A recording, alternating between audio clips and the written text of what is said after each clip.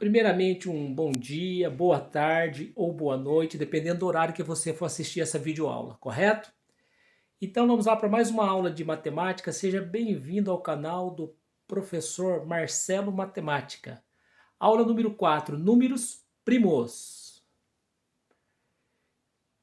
Quem são os números primos? Como que nós podemos obtê-los? Quem que obteve esses números primos? Olha que perguntas interessantes. Então, primeiramente, vamos começar pelo grande matemático Eratóstenes. Foi quem fez uma tábua, colocou os números naturais, foi furando essa tábua, vou explicar para vocês como, para obter esses números primos, tá? Então vocês vão ver nessa videoaula que os números primos ele formam um conjunto infinito, ou seja, ele não tem fim.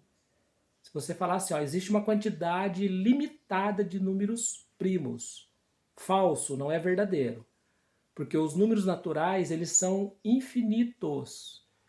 E os números primos nós podemos ir obtendo também, conforme nós formos aumentando. Eu vou mostrar isso para vocês aqui, tá? Então, esse matemático grego, Eratóstenes, o que ele fez? Ele fez uma distribuição ordenada dos números naturais, tirando o zero, e obteve seus números primos. Por isso que chama-se crivo de Eratóstenes. Eratóstenes, tudo bem, vocês já estão sabendo que é o matemático grego. E por que crivo? Vou falar um pouquinho de Eratóstenes para vocês, tá bom? Então, Eratóstenes, ele viveu no ano de 273 a 192 a.C. É legal nós estudarmos a história da matemática, saber, né, quem foram os grandes matemáticos que deram grandes contribuições para a humanidade. Então, Eratóstenes, ele viveu nesse ano de 273 a 192 a.C. Ele era bibliotecário de Alexandria. Ele era muito famoso porque por sua descrição acurada da circunferência da Terra e por seu mapa do mundo, então conhecido como Crivo de Eratóstenes, chamado, entre aspas, de mapa do mundo, na época. E é tranquilo. Como que ele obteve esses números primos? Ele foi eliminando os múltiplos de alguns números que eu vou estar mostrando para vocês. Tá? Ele ordenou os números de forma crescente, começou do número 1 e foi crescendo, aumentando. 1, 2, 3, 4, 5, etc. E ele foi furando os números compostos nessa tábua. Daí eu vou dizer o que são os números compostos. Ele fez a disposição dos números numa tábua e os números que eram compostos ele foi furando. Aí o que aconteceu? Essa tábua ficou toda furada, ela tinha vários furos. E se assemelhou a uma peneira. Daí o nome de crivo. Olha que interessante. A matemática também tem sua história e é bacana nós sabermos um pouquinho da história da matemática, para nós valorizarmos os grandes matemáticos do passado, que deixou grandes contribuições para nós. Então vamos lá, ó. Na aula de hoje, o que eu fiz? Eu separei aqui para vocês do 1 até o 50, ok? Você poderia fazer do 1 até o 100, do 1 até o 200. Eu já falei no início que é infinito o conjunto dos naturais, né? Porque eu vou começar aqui com o número 1, que é natural, 2, 3, 4. Olha lá, ó, reticências. Então, quando chegar ali nos 50, aqui no final que eu obtive os números primos, ó, eu coloquei uma reticências. Por quê? Para mostrar que é infinito, certo? Então, o que Eratóstenes fez? Primeira coisa, ele eliminou o número 1, porque o número 1 ele é considerado um número especial. Ele considerou o número 1 um número especial e eliminou o número 1. Aí o primeiro número que ele circulou foi o número 2. Aí ele circulou o número 2, ele foi eliminando os múltiplos de 2. O que são múltiplos? Múltiplos é um conceito da matemática. Nós poderíamos fazer até uma aula falando sobre múltiplos. Mas aqui dá para vocês entenderem o que são múltiplos, tá? Então, por exemplo, os múltiplos de 2 seria o que? A tabuada dele. Mais fácil para vocês entenderem, ó. Tabuada do 2, ó. É só você aumentando de 2 em 2. 2, com mais 2, 4, com mais 2, 6, 8, 10, 12, 14, 16, 18, 20, 22, 24, 26, 28, 30, 32... 34, 36, 38, 40, 42, 44, 46, 48 e 50. Porque eu vou mostrar os números primos para vocês até os 50, tá bom? Então eu eliminei todos os múltiplos de 2, ou seja, a tabuada dele, e ele eu circulei. Próximo passo, circulei o número 3. Vou eliminar a tabuada do 3 também. Aí como eu circulei o 3, agora eu vou fazer um xizinho naqueles números que estão na tabuada dele, que são os múltiplos dele. Aí eu vou explicar para vocês por que nós estamos eliminando. Por que Eratóstenes eliminou, certo? Então, ó, 3 mais 3, 6. 6 mais 3, 9. Ou 3 vezes 2, 6. 3 vezes 3, 9. Aí você vai aumentando de 3 em 3 e vai riscando. 6, 9, 12, 15, 18, 21, 24, 27, 30, 33, 36, 39, 42, 45, 48. Então esses números são múltiplos de 3. Aí, o que acontece? Quando você for riscando os múltiplos de 3, você já pode ter riscado ele anteriormente, porque além dele estar na tabuada do 3, ele está na tabuada do 2. Por exemplo, ó, o 18, ó. O 18 é par, dá para dividir por 2, é múltiplo de 2. E ele também dá para dividir por 3, ele está na tabuada do 3. Então você não vai fazer o x duas vezes.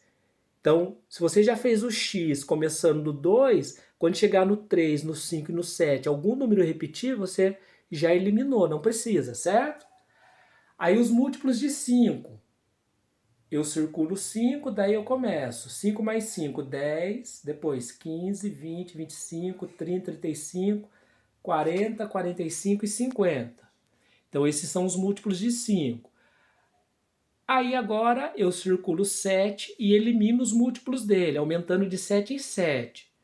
7 com mais 7, 14, ou 7 vezes 2, 14.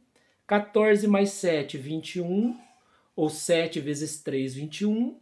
Então esses números tem na tabuada do 7. 14, 21, 28, 35, 42 e 49.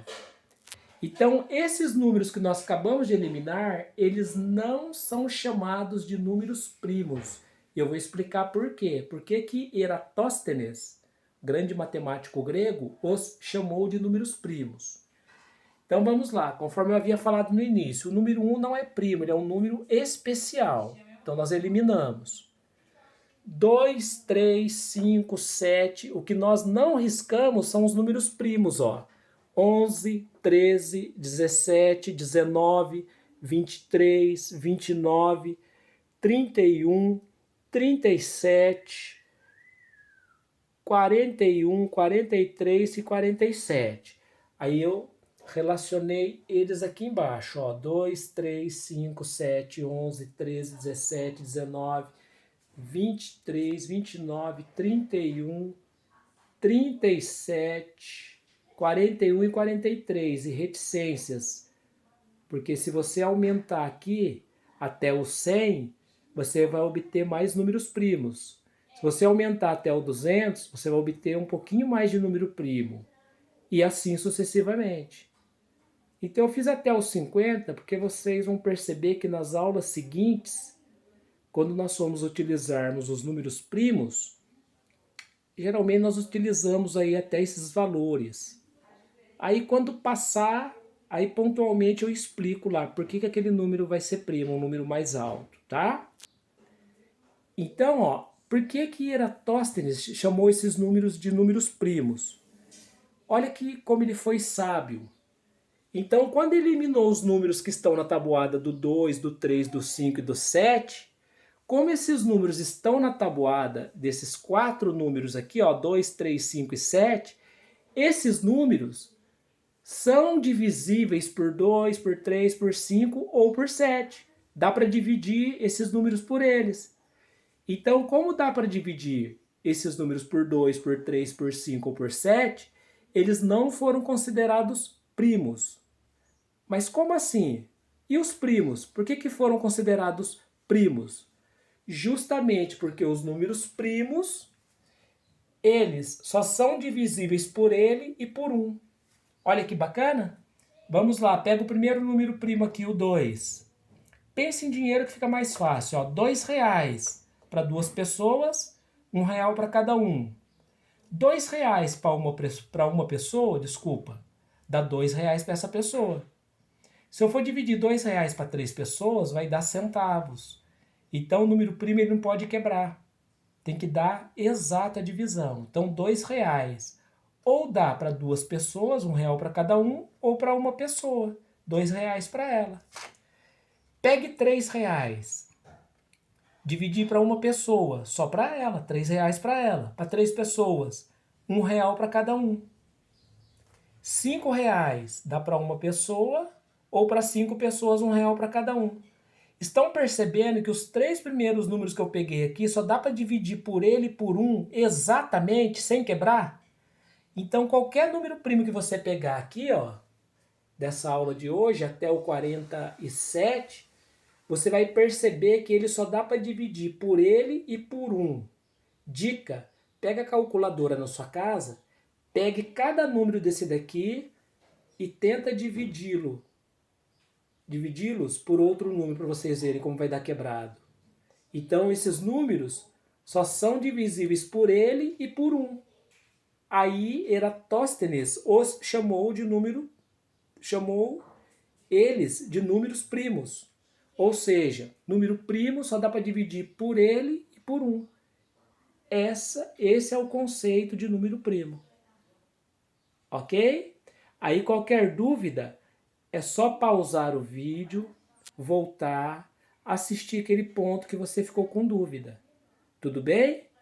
E antes de encerrar, eu havia falado para vocês no início da aula, ó, o 2 é o único número par que é primo, porque ele só dá para dividir por ele por 2 e por 1.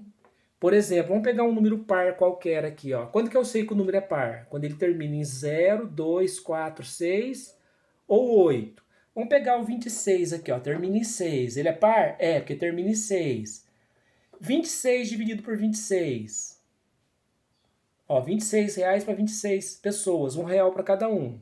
R$26 para uma pessoa, R$26 para essa pessoa. Vamos tentar dividir o 26 por 2 pessoas. R$26 para 2 pessoas, R$13 para cada uma. Então, como já deu para dividir por um outro número que não é ele e nenhum, então 26 não é primo, porque dá para dividir por 2. Então ele é chamado de número composto. Olha que bacana. Então, para fechar aqui com chave de ouro, ó, o número 1, chamado número especial, único número par primo, o 2. Número primo é aquele que dá para dividir por ele e por 1 exatamente. Não dá para dividir por outro número, vai dar quebrado. Eu digo assim, não dá para dividir o quê? Ou seja, fazer divisão exata, tá? Não pode dar quebrado. Então, o número primo, se você tentar dividi-lo por outro número, vai dar quebrado. Então, não é primo. Para ser primo, tem que dar divisão exata, sem dar quebradinho. Ou seja, eles só vão ser divisíveis por ele e por 1. Aí, aquele número que, além de ser divisível por 1 e por ele, for divisível por 2, por 3, por 4, por 5, ele é chamado de número composto. Bacana? Então, ó, número especial, número 1, números primos divisíveis por ele por 1, e número composto dá para dividir por vários outros números. Um forte abraço, até a próxima aula. Vocês vão ver a aplicabilidade desses números primos dentro da matemática mesmo, para resolver MMC, mínimo múltiplo comum. Vocês vão ver que interessante. Aí nas próximas aulas vou mostrar o MMC somente com números e depois contextualizado na forma de problemas. Para quem vai fazer uma prova do Senai, do ETEC, do Paula Souza, né? São colégios aqui da região de São Paulo. Ou para quem for fazer, prestar um concurso, né? Para um colégio militar, ou até mesmo um concurso público. O MMC, ele aparece de que forma? Em forma de problemas. Dificilmente aparece somente em forma de números. Por quê? Ele vem contextualizado. E vocês vão aprender a verificar quando que eu resolvo um problema aplicando o MMC para solucionar esses problemas. Um forte abraço e não se esqueçam, mito dizer que a matemática é para poucos, para os mais inteligentes. São paradigmas que devem ser cobrados. Alguns anos atrás dizia-se isso, eu nunca concordei com esse ponto de vista. Todos têm capacidade de aprender matemática. Basta bastante empenho, bastante estudo, prestar atenção nas explicações, que todos nós temos condições de assimilar o conhecimento matemático, dessa ciência linda, que dá base para várias outras áreas do conhecimento. Até a próxima aula.